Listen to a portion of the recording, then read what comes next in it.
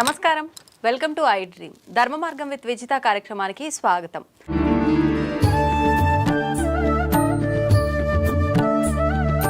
ప్రభుజీ, అందరూ అంటే మనం ఎవరైతే ఉన్నామో ప్రతి ఒక్కరు కూడా నా బిడ్డలే అని చెప్పి భగవంతుడు అంటుంటారు. అయితే మరి కొంతమంది ఏమో మంచి మార్గంలో వెళ్తుంటారు, కొంతమంది చెడు మార్గంలో వెళ్తుంటారు. అందరము ఆయన బిడ్డలే అయినప్పుడు ఆ మార్గంలో వెళ్ళే వాళ్ళని మంచి మార్గంలోకి తీసుకొచ్చే ప్రయత్నం భగవంతుడు ఎందుకు చేయట్లేదు అంటారు కదండి. ఇంటర్వ్యూ అదే మార్గం. కానీ అందరూ మారట్లేదుగా ప్రభుజీ, కొంతమందిలో మార్పు వస్తుంది. అదే అంటున్నా, పరమాత్మ ఆయన ప్రయత్నం చేస్తున్నాడు. ఇప్పుడు గుర్రాన్ని చెరువు వరకు తీసుకెళ్ళొచ్చు కానీ నీళ్ళు దాయించలేం కదండి. పడుకున్నవాడిని లేపచ్చు కానీ పడుకున్నట్టు నటిస్తున్నవాడిని లేపలేం కదండి. పరమాత్మ ఆయన వైపు నుంచి ఆయన ప్రయత్నం చేస్తున్నాడు. ఆ పరమాత్మ చేసే ఇప్పుడు చూడండి, ఈ వీడియో ఎవరి దగ్గర వచ్చింది అనుకోండి, బై మిస్టేక్ రావట్లేదండి. పరమాత్మ మన గురించి ఆలోచించాడు కాబట్టి ఏదో ఒక రూపంలో పంపిస్తూ ఉంటాడు. భక్తులు మన దగ్గర పంపించేదే స్వామి అనుగ్రహిస్తే కానీ పంపించడండి. ఎందుకంటే ప్రపంచంలో ఎంతో మంది, కొన్ని వేల మంది మారుతున్నట్టు మేము చూస్తున్నాం. ఎందుకు? కేవలం శ్రవణం వల్ల. కాబట్టి ఎవరికైతే ఆ ముఖ్యత్వం తెలుసో, ఇప్పుడు చూడండి, ఒక ఆయనకి 1 kg వెయిట్ ఉండే వజ్రం ఇచ్చారట. ఆయన ఏమనుకున్నట్ట, ఓ బాగానే ఉంది, మా ఇంట్లో ఆ త్రాసు పనిచేయట్లేదు, ఆ కేజీ మాపు చేసి అది లేదని ఈ కేజీ తీసుకొని అక్కడ పెట్టి ఉప్పు పప్పు అన్నీ వే చేసి ఇస్తున్నాడట. అయితే ఒక ఆయన వచ్చిన వాడు చూసాను, అమ్మో 1000 వచనం. నేను అన్నాడట, ఒరే ఈ కేజీ మాపు నేను ఇస్తా, ఈ రాయి నాకు ఇచ్చేసే అన్నాడు.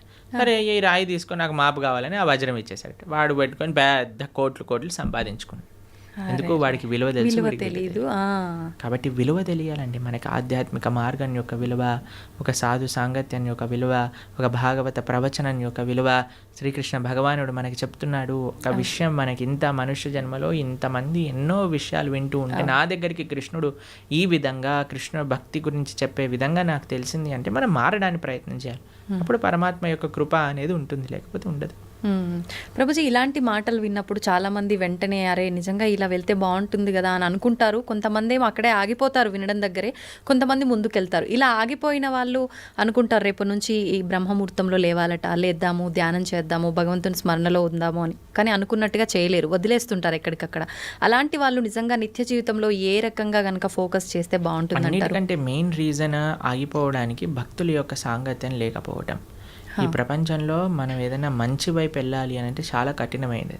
మంచి వైపు వెళ్ళాలి అని అంటే మంచి మనుషుల యొక్క సాంగత్యం కావాలి. అందుకే మనం ప్రతిరోజు ఉదయం పూట, ప్రతిరోజు మేము ప్రొద్దున పూట మా భక్తులందరూ కలిసి జూమ్స్లో జపం చేసుకుంటారు. సుమారుగా 500-600 మంది ప్రతిరోజు ప్రొద్దున పూట వస్తారు, జపం చేసుకుంటారు. ప్రతిరోజు క్లాస్ ఉంటుంది. ఈరోజే ఏకాదశి రోజు మేము భాగవతంలో కుంతి మహారాణి యొక్క ప్రార్థనల నుంచి క్లాస్ చెప్పామన్నమాట. కాబట్టి మీరు మంచిగా మరి ప్రణవానంద దాస్ ఛానల్లో మనకి భాగవతం, భగవద్గీత ఇవన్నీ ఉన్నాయి. ఇవన్నీ వింటూ ఉండండి. జపా క్లాసులు ఏవైతే ఉన్నాయో వాటికి వస్తూ ఉండండి. మంచి వ్యక్తుల యొక్క సాంగత్యంలో ఈజీ అయిపోతుంది మంచిగా భక్తి మార్గంలో ముందుకు నడవడానికి. అందుకే లోకే సజ్జన సంగతి రేఖ భవతి భవార్ణవ తరణేన. ఒక మంచి వాళ్ళ సాంగత్యమే మనల్ని ఈజీ చేసేస్తుంది. మన సంకల్పం ఉండటం ఒకటి, కానీ ఆ సంకల్పరీత్యా మనము వాటిని మంచి వాళ్ళ యొక్క సాంగత్యంలో యూజ్ చేసుకోవటం అనేది ఇంకా ఇంపార్టెంట్. ప్రభుజీ, కృష్ణుడి దగ్గర లేని మాయలు లీలలు ఏదీ లేదు. అయితే గాంధారి శాపం నుంచి నందవంశాన్ని ఎందుకు కాపాడలేకపోయాడు? అసలు గాంధారి శాపం కృష్ణుడి పైన ఏం పనిచేయలేదు, తెలుసా మీకు ఆ విషయం? గాంధారి శాపం వల్ల కృష్ణుడికి ఏం అవ్వలేదు. చూడండి, సూర్యుడి పైన నేను ఒక దీపావళి రాకెట్ ఇడిచి పెడతానన్నాను అనుకోండి, సూర్యుడికి ఏమైనా నష్టం అవుతుందా అండి? దీపావళి రాకెట్ సూర్యుడిని ఏమైనా చేయగలుగుతుందా? ఒక వ్యక్తి, ఒక చిన్న పిల్లవాడు అనుకున్నాడు, ఇప్పుడు చూడు ఈ రాకెట్ని సూర్యుడి పైన వేస్తున్నా నేను, జుమ్ అని వేసాడు అనుకో, అది వెళ్ళి ఢామ్ అని అంటుంది, చూసావా సూర్యుడికి అయింది చూసావా అని. అది వాడి మూర్ఖత్వం. అంతే అంతే. కృష్ణ పరమాత్మ ఆయన లీలలు అవజానంతి మామూఢ మానుషం తనుమాశ్రిత పరంభావమజానంతో. భగవద్గీతలో ఆయన ఏమంటాడంటే, ఎప్పుడైతే నేను ఈ యొక్క మానవులు ఉండే ఈ లోకానికి లీలలు చేయడానికి వస్తారో మూర్ఖులు నన్ను తెలుసుకోలేరు. అవజానంతి మామూఢ మానుషం తనుమాశ్రిత పరంభావమజానంతో. నా యొక్క పరతత్వాన్ని తెలుసుకోలేరు. ఎందుకంటే అనిపిస్తుంది కదా, అరే కృష్ణుడు ఇక్కడే మనతో పాటు మన లాగానే నడుస్తున్నారు, అది ఇదని. కాబట్టి గాంధారి పెట్టిన శాపం వల్ల కృష్ణుడు అవతార స్వీకారం నుంచి అవతార పరిసమాప్తి చేసేంతవరకు ఏమేం చేయాలో ఆయనకు క్రిస్టల్ క్లియర్ స్కెచ్ చేసుకొని వచ్చారనమాట. క్రిస్టల్ క్లియర్ స్కెచ్ చేసుకొని వచ్చాను. ఇప్పుడు చూడండి, మీకు ఒక ఉదాహరణ చెప్తాను. నేను స్కూల్కి వెళ్ళాలని బయటకు వచ్చాను. షూస్ వేసుకున్నా, అన్నీ వేసుకొని బయటికి వెళ్ళాను, బస్సు కోసం వెయిట్ చేస్తున్నాను. అంతలోపల పక్కింటి వాళ్ళు కూడా వాళ్ళు బైక్లో వెళ్తారండి స్కూల్కి, వాళ్ళు వెళ్తున్నారు, నిన్ను కూడా దింపేస్తాను అన్నాను అనుకోండి, సరే ఎలా ఉన్నా బస్సు రావడానికి టైం ఉంది కదా, వీళ్ళు ఎలా వెళ్తున్నారు కదా ఎక్కేసి మనం వెళ్ళిపోయి, ఇప్పుడు ఆ వ్యక్తి దింపేశాక ఈరోజు నేనే స్కూల్కి తీసుకొచ్చాను లేకపోతే వాడు రాకపోతుండే అన్నాడు అనుకోండి, ఏమైనా ఉందా? ఆల్రెడీ స్కూల్కి తయారయ్యాడు, బస్సు కోసం వెయిట్ చేస్తున్నాడు, బస్సు వచ్చే లోపల వెయిట్ చేస్తున్నారు కదా, ఈయన ఎలా వెళ్తున్నాడు కదా అని వెళ్ళాడు, అంతే కదండి. అలానే పరమాత్మ ఈ విధంగా అవతార పరిసమాప్తి జరుగుతుంది, ఈ విధంగా ఏదో అంశం పరలోకానికి వెళ్ళిపోతుంది అని అన్ని ప్లాన్ ఉంది. గాంధారి నువ్వు నశించుగాక, సరేలే ఎలాగనో ప్లాన్లో ఉంది కదా, ఈవిని కూడా స్వీకరిద్దాం, ఈ మాటలు కూడా స్వీకరిద్దాం అని పరమాత్మ స్వీకరించాను. అంతేగాని గాంధారి శాపం వల్లే అయింది, సూర్యుడికి పైన రాకెట్ వేసినట్టు. ఓకే, అది మన మూర్ఖత్వమే అవుతుంది. ఓకే ఓకే ప్రభుజీ, శ్రీకృష్ణ తులాభారం గురించి తెలుసు కదా, అయితే తులాభారంలో తులసికి చాలా ప్రాముఖ్యత ఉంటుంది. మరి మన నిత్య జీవితంలో మన మనుషులకి తులసి ప్రాధాన్యత ఏంటి ప్రభుజీ? బృందాయే తులసి దేవ్యాయే ప్రియాయే కేశవస్య చ విష్ణుభక్తి ప్రదే దేవి సత్యవద్దే నమో నమః. శ్రీకృష్ణ ప్రేయసి, శ్రీకృష్ణకి అత్యంత గొప్ప భక్తురాలు తులసి మహారాణి. మనము చాలా జాగ్రత్తగా తులసి మహారాణి యొక్క ఆరాధన చేయాలి. చాలామంది అనుకుంటారు స్త్రీలు ఒక్కళ్ళే ఆరాధన చేయాలి, కాదండి. ప్రతి ఒక్కళ్ళు, పురుషుడైనా స్త్రీ అయినా పిల్లవాడైనా పెద్దవాడైనా వృద్ధుడైనా అందరూ తులసి మహారాణికి ప్రదక్షిణ చేయాలి.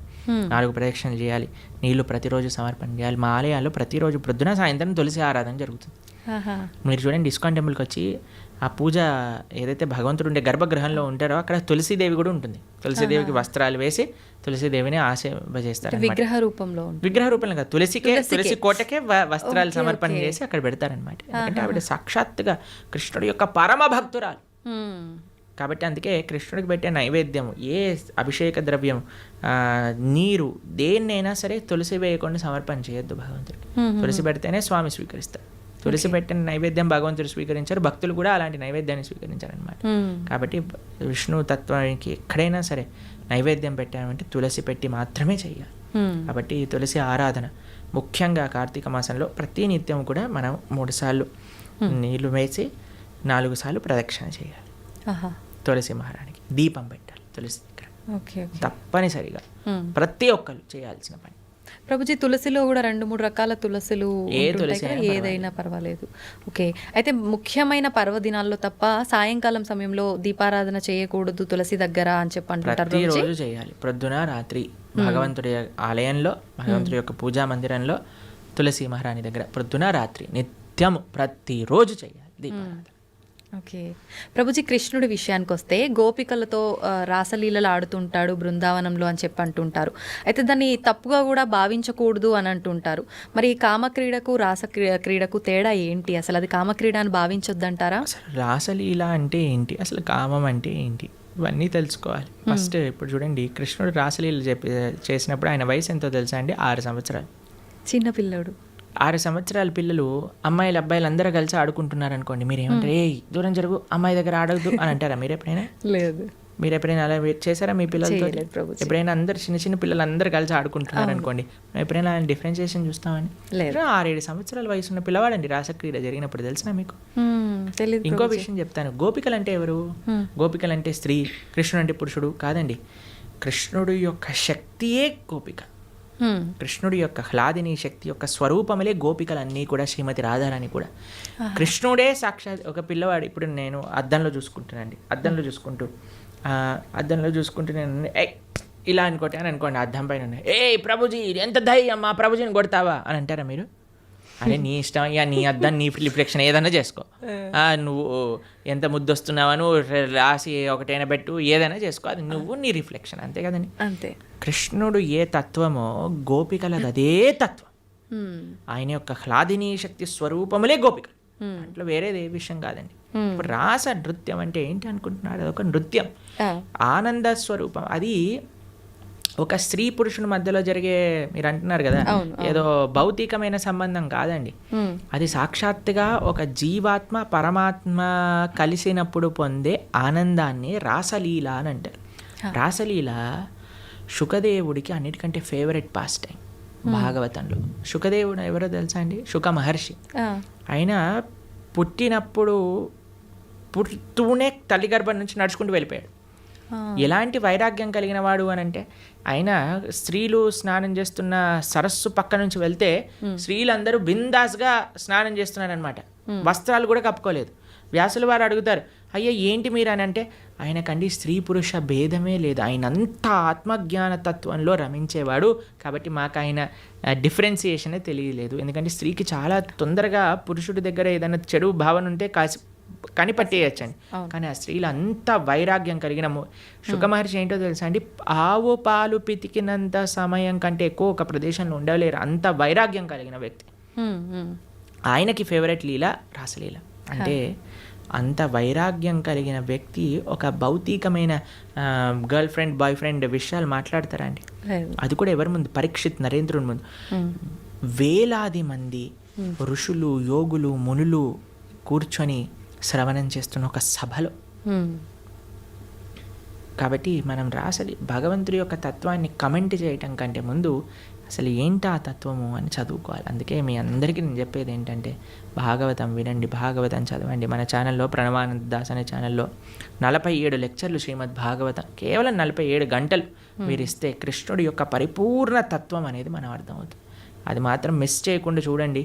కృష్ణతత్వం గురించి, మన సనాతన ధర్మం గురించి మొత్తం అర్థమవుతుంది. ఫస్ట్ నుంచి లాస్ట్ వరకు వినండి, మొత్తం క్లారిఫై అవుతుంది. ప్రభుజీ, వైరాగ్యం అన్నారు కదా, చాలామంది వాళ్ళ లైఫ్లో కూడా అన్ని కష్టాల నుంచి తట్టుకోలేక ఇబ్బందులు పడి దాని నుంచి బయటికి రాలేక వైరాగ్యం చెందుతుంటారు. ఇంకా లైఫ్ వద్దు, ఎందుకు ఈ ఫ్యామిలీ లైఫ్, రకరకాలుగా. అలాంటి వైరాగ్యం నుంచి కొంతమంది డివోషనల్గా ఎక్కువ కనెక్ట్ అవుతుంటారు భగవంతుడికి. నిజంగా అది వైరాగ్యం వల్ల వచ్చిన భక్తి నిజమైన భక్తి అంటారు. ఈరోజే ఒకళ్ళు చెప్తున్నారు, ప్రభుజీ ఈ కష్టం వచ్చి ఉంటే నేను భక్తి మార్గంలోకి రాకపోయి ఉండేదాన్ని అని అంటున్నారు అనమాట. కాబట్టి కొన్నిసార్లు కష్టాలు కూడా మనం భగవంతుడి వైపు పంపిస్తూ ఉంటాయి, ఆనందం కూడా తీసుకెళ్తూ ఉంటుంది, కష్టం కూడా. ఏదైతే మనం భగవంతుడి వైపు తీసుకెళ్తుందో అది నిజమైన. మరి భక్తికి వైరాగ్యం అవసరమా అంటే అవసరం, కానీ వైరాగ్యమే భక్తి కాదు. ఇప్పుడు మన ఈ స్టూడియోకి రావాలి అంటే ఆ డోర్ ఓపెన్ చేయాలి. వైరాగ్యం అనేది డోర్ లాంటిది, అందులోపల నుంచి ప్రవేశిస్తే భక్తి మార్గం లోపలికి రాగలుగుతాం అనమాట. కాబట్టి వైరాగ్యం కావాలి. వైరాగ్య విద్య నిజభక్తి యోగ శ్రీ చైతన్య మహాప్రభు యొక్క ఉపదేశములలో వైరాగ్యము అని అంటే ఏదో ఫల్గు వైరాగ్యము కాదండి, నిజమైన వైరాగ్యం మనకు కావాలి. యుక్త వైరాగ్యము అని అంటారు. ఫల్గు వైరాగ్యము అని అంటే ఇప్పుడు చూడండి, శ్మశాన వైరాగ్యము అని అంటారు, ప్రసమ వైరాగ్యము అని. ఇదంటే ఎలా అంటే ఇప్పుడు చూడండి, శ్మశానంలో ఎవరైనా కాలిపోతున్నారనుకో, మనది కూడా అదే గతి కదా. ఇంటికి వచ్చాక ఏం చేసావు అంటే, ఇడ్లీ వద్దు నాకు పెసరట్టు కావాలి. ఏం వైరాగ్యం అండి, పోయేవాడికి ఇడ్లీ తిన్నా సాంబార్ తిన్నా ఒకటే కదండి.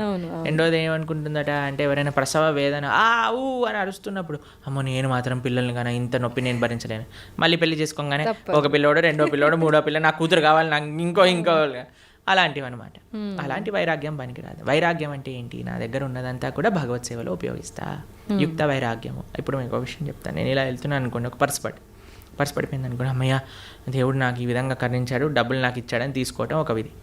రెండవది ఏంటి, అయ్యో నాది కాదు కదా వదిలేస్తాను, నేను ముందుకెళ్ళిపోతాను, ఇంకో విధి. లేదు 3, అరే పర్స్ పడింది విజిత గారు ఎవరిదైనా అంటే అయిందే అండి ఇచ్చేయటం మూడో విధి. ఏది మంచిది అంటారు ఈ మూడిట్లో? అడిగి ఎవరిది అని ఇవ్వటమే, అంతే కదండి.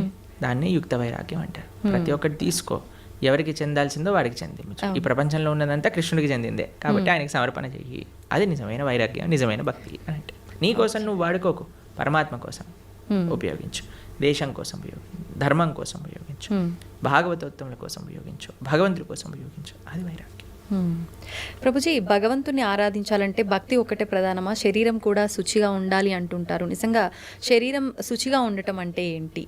మీరు అన్నారనుకోండి, ప్రభుజీ మా పిల్లల్ని స్కూల్కి పంపిస్తాను కానీ యూనిఫామ్ అయ్యాను, యూనిఫామ్తో ఏం సంబంధం ఉండండి, వాళ్ళకి చదువుకోవడం కావాలి, వాళ్ళు చదువుకోవాలని ఇచ్చి ఉందంటే స్కూల్ వాళ్ళు ఎలా చేస్తారా అండి? ఏమంటారు, ఫస్ట్ యూనిఫామ్ వేసుకొని రా, అంతే కదండి. అవునా కదా, స్కూల్ షూస్ పైన మొత్తం బురద జల్లి పంపించి, బురద ఉంటే ఏంటి, నువ్వు చదువు చెప్పు, ఆయన చదువు నేర్చుకోవడానికి వచ్చావు, నువ్వు చదువు చెప్పడానికి వచ్చావు, షూ బూట్ ఇవన్నీ అంటావు ఏంటి అని అంటారా మీరు? ఏమంటారా, అమ్మ టీసీ ఇస్తాను తీసుకెళ్ళు, మీ పిల్లల్ని వేరే స్కూల్లో జాయిన్ చేయించు అని అంటారు. అంతేనండి. గోర్లు ఎందుకు కట్ చేసుకోవాలండి, గోర్లకి చదువుకి ఏం పని ఉంది అంటే, మా స్కూల్లో పీటీ సార్ ఉంటే వాడు పెద్ద కర్ర పట్టుకొని పాట్ అని కొట్టేవాడు, గోర్లు పెరిగాయండి. అందరు పీటీ పీరియడ్ ముందు అందరు పళ్ళతో మొత్తం పడేసేసేవాళ్ళు అనమాట, హడలు వచ్చేసేది అనమాట. వామ్మో పీటీ ఈరోజు థర్స్డేనా అని అందరు హడలిపోతుండేవారు అనమాట. మీరు తినారా ప్రభుజీ అట్లా దెబ్బలు? అంటే గోర్లతో కొరికేసాం అనమాట. దెబ్బలు తినే ముందు. ఓకే, తెలివైన మూవ్ అనమాట అక్కడ. అయితే భక్తికి చాలా మంది అడుగుతారు, ఈ శుచి ఏంటి, శుభ్ర స్నానం చేయటం ఏంటి, ఇదంతా మూర్ఖత్వం, వీళ్ళంతా చాదస్తం, పైత్యం అని అంటూ ఉంటారు. కాదండి, మీకు భక్తి హృదయంలో ఉండాలి అని అంటే దాన్ని ఎక్స్టర్నల్గా కొన్ని రూల్స్ అండ్ రెగ్యులేషన్స్ పాటించాలి.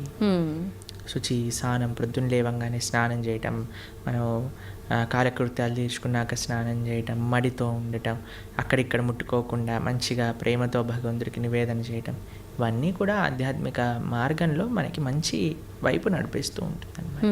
కాబట్టి శుచి, శుభ్రత అనేది చాలా ఇంపార్టెంట్ అండి. ఇప్పుడు చూడండి, ఈ రూమ్ అంతా నీట్గా ఉంది కాబట్టి ప్రశాంతంగా మనం మాట్లాడుకోగలుగుతాం. కెమెరామ్యాన్లు వాళ్ళు పనిచేస్తున్నారు, మనం ఇక్కడ చూస్తాం.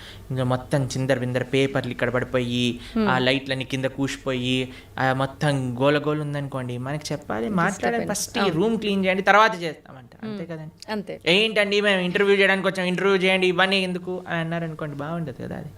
కాబట్టి శుచి, శుభ్రత డైరెక్ట్గా మనసుకి కనెక్షన్. ఇప్పుడు చూడండి, ఇంటికి వచ్చారనుకోండి, ఇంట్లో అన్ని నీట్గా ఉండి చక్కగా సాంబ్రాణి, మా ఇంటికి వచ్చినప్పుడు బ్రహ్మాల ఆరాధన చేశాక సాంబ్రాణి పొగ వేస్తారనమాట. అప్పుడు ఆ ఆధ్యాత్మిక గుడికి వచ్చిన వాతావరణంలో లాగా ఉంటుందన్నమాట. అంతేగాని అన్ని చిందర బందర వేసి అందరు ఇలా పడిపోయి కూర్చున్నారు అనుకోండి, అప్పో ఎందుకు వచ్చాను రా బాబు, ఎక్కడికైనా వెళ్ళిపోతే బాగుండు అనిపిస్తుంది. కాబట్టి మనకి మనసుకి బాహ్యమైన శుచి, శుభ్రత వీటికి కనెక్షన్ ఉంది. కాబట్టి దాన్ని జాగ్రత్తగా తెలుసుకొని మనం శుచి, శుభ్రత పాటించాలి.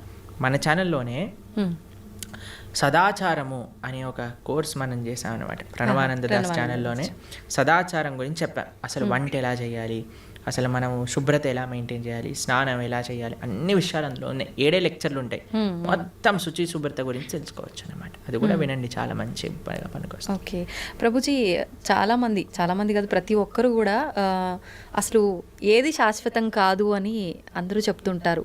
అయితే అది తెలిసి కూడా మనం అన్నిటిపైన వ్యామోహం పెంచుకోవడము, ఈ బంధాలు, బంధుత్వాలు, వీటన్నిటిపైనే ఫోకస్ చేస్తూ ఉంటాం. ఎంతసేపు కూడా లగ్జరీ లైఫ్కి అలవాటు పడిపోతుంటాము. అసలు ఏంటి, నేను ఎందుకు వచ్చాను, అసలు ఎందుకు జీవించున్నాను, నేను అసలు ఏం చెయ్యాలి అనేది ఎలా అర్థమవుతుంది? ఈ ప్రశ్నలకు సమాధానం. ఇప్పుడు 2 ఎక్స్ట్రీమ్స్లో ఉంటారండి. ఒకటి టూ అటాచ్డ్ లేదా టూ డిటాచ్డ్. భక్తి అలా కాదు. భక్తి అండర్స్టాండ్ యువర్ పొజిషన్. నువ్వు భగవంతుడి యొక్క దాసుడివి, ఇవన్నీ కూడా భగవంతుడు ఇచ్చినవి. కాబట్టి ఇప్పుడు చూడండి, మీకు ఇంతకుముందు చెప్పాను అనుకుంటా, మాకు ఏదన్నా వస్తువు కానీ ఏదన్నా మేము యూజ్ చేసాం ఉందనుకోండి, ఫస్ట్ దానిపైన ICO ప్రణవానంద దాస అని రాస్తాం మేము. ICO అంటే ఇన్ కేర్ ఆఫ్, అంటే ఇది నాది కాదు, నాకు కృష్ణుడు ఇచ్చింది, నేను దీని కేర్ టేకర్ని మాత్రమే. ఈ భావన ఉండాలి. నీ కొడుకు పైన, భార్య పైన, భర్త పైన, ఇల్లు పైన, గాడి పైన, చుట్టాల పైన, వస్తువుల పైన, అన్నిటికీ ఇదే భావన. ఇది పరమాత్మ, భగవంతుడు నాకు ఇచ్చాడు, దీన్ని నేను జాగ్రత్తగా చూసుకుంటా. కానీ ఎవరిచ్చారు? భగవంతుడు. నా ప్రేమ భగవంతుడి పైన. భగవంతుడు ఇచ్చిన వస్తువు. ఇప్పుడు నేను మీకు ఒక గిఫ్ట్ ఇచ్చాను అనుకోండి, ఎంత బాగా పెట్టుకుంటారే, ప్రభుజీ ఇచ్చారు ఈ గిఫ్ట్ని, జాగ్రత్తగా పెట్టుకోవాలి అని అనిపిస్తుంది. ఎందుకు? గిఫ్ట్ పైన ప్రేమ లేదా ఒక వ్యక్తి పైన గౌరవమా? ఇప్పుడు మీకు చాలా ప్రేమతో మీ తమ్ముడు కానీ, అన్నయ్య కానీ, చెల్లి కానీ, అక్క కానీ ఒక గిఫ్ట్ ఇచ్చారనుకోండి, ఐఫోన్ ఇచ్చారు. ఐఫోన్ నాకు చాలా ఇష్టం. ఎందుకు నీకు ఐఫోన్ ఇష్టము అని అంటే, అయ్యో మా తమ్ముడు, అక్క, చెల్లి, అన్న ఎవరో ఒకరు నాకు ఈ గిఫ్ట్ ఇచ్చారు కాబట్టి. అన్నకి యాక్సిడెంట్ అయింది, పోతే పోనీ ఐఫోన్ ఉంది కదా, ఐఫోన్ చూసుకుంటాను అన్నారు అనుకోండి. అరే నీకు అన్న ముఖ్యమా, ఐఫోన్ ముఖ్యమా? నాకు ఐఫోన్ ముఖ్యం అని అంటే నిజంగా అన్న పైన ప్రేమ అండి? లేదు. అన్న పైన ప్రేమ మీకు ఆ ఫోన్ పైన రిఫ్లెక్ట్ అవుతుంది. అన్న ఇచ్చాడు కాబట్టి నాకు ఇది ప్రేమ అని అనిపిస్తుంది. అట్లనే భగవంతుడు అయిన ప్రేమ ఎప్పుడైతే ఉంటుందో అన్ని సంబంధాలు బాగుంటాయి. ఎందుకంటే వీళ్ళందరినీ కూడా భగవంతుడితో కనెక్షన్తో చూస్తాం కాబట్టి. ఎప్పుడైతే భగవంతుడిని తీసేస్తామో జీవితంలో మన స్వార్థం, ఆవిడ అనుకుంటుంది ఆవిడ స్వార్థం, నేను అనుకుంటాను నా స్వార్థం, పిల్లలు అనుకుంటారు నా స్వార్థం, తల్లిదండ్రులు అనుకుంటారు నా స్వార్థం, అత్తమామలు అనుకుంటారు వాళ్ళ స్వార్థం. కానీ ఎప్పుడైతే కుటుంబం మొత్తం కలిసి భగవంతుడిని ఆశ్రయిస్తుందో అప్పుడు అందరూ కృష్ణుడికి ఏది మంచిది, కృష్ణుడు నేను ఏం చేస్తే నాతో ఆనందంగా ఉంటాడు అని ఆలోచించి ఆ విధంగా చేస్తాను. ఇదే భక్తి అంటే. అందుకే శ్రీల ప్రభుపాదుల వారికి వాళ్ళ గురువు గారు చెప్పారు, everything can come later, the most important necessity in this world is Krishna consciousness. భక్తి ప్రపంచంలో ఉంటే అన్ని రకాల సుఖములు, అన్ని రకాల స్వాంతనలు, అన్ని రకాల సౌఖ్యం చేకూరుతుంది. దాంట్లో ఎటువంటి డౌటే లేదు. ఇది ముఖ్యం. ప్రభుజీ ఎక్కువగా ఇస్కాన్కి సంబంధించిన వాళ్ళు ఎవరైనా సరే కృష్ణుడి గురించే ఎక్కువగా మాట్లాడుతూ ఉంటారు. మరి కృష్ణుడి సోదరుడు బలరాముడి పాత్ర గురించి కానీ ఆయనకు సంబంధించిన విశేషాలు ఎందుకని తెలియదు? బలరాముడు ఎందుకండి, మేము ఎన్నోసార్లు బలరామ జయంతి పెద్ద ఉత్సవం మా ఆలయాల్లో తెలుసా మీకు? మా సాంప్రదాయంలో బలరాముడి ఉత్సవం కానీ బలరాముడి యొక్క లీలలు చర్చించుకోవటం కానీ చాలా ముఖ్యంగా చేస్తాం. మీరు ఎప్పుడైనా మా బలరాముడి గురించి మాట్లాడిన వీడియోలు ఎన్నో ఉన్నాయి. కాబట్టి బలరాముడు గురువుకి సంకేతం. ఆయన యొక్క శక్తియే గురు పరంపర ద్వారా వస్తుంది, మన ఆచార్యుల వరకు వస్తుంది అనమాట. కాబట్టి మన గురువు చేసే శుశ్రూష, గురువు చెప్పే మాటలు సాక్షాత్తుగా బలరాముడు చెప్పే మాటలే అనమాట. కాబట్టి నిరంతరం వాటిని ఆరాధన చేస్తాం. బలరాముడికి ఆధ్యాత్మిక శక్తి ఇస్తాడనమాట, చాలా ముఖ్యం. ఓకే, నిజంగా చాలా మంచి విషయాలు తెలియజేశారు ప్రభుజీ. ముఖ్యంగా కార్తీక మాసము, దామోదర పూజ, ఎక్కువగా కృష్ణుని ఆరాధించే వాళ్ళు ఉంటారు. ప్రత్యేకించి ఈ మాసంలో ఎలా ఆరాధించాలి, ఏంటి అసలు ఈ సమాజంలో మనం భక్తి మార్గం వైపు ఎలా వెళ్ళాలి, ఇలాంటి మంచి విషయాలు తెలియజేసినందుకు ధన్యవాదాలు ప్రభుజీ. హరే కృష్ణ. ధన్యవాదాలు మాతాజీ.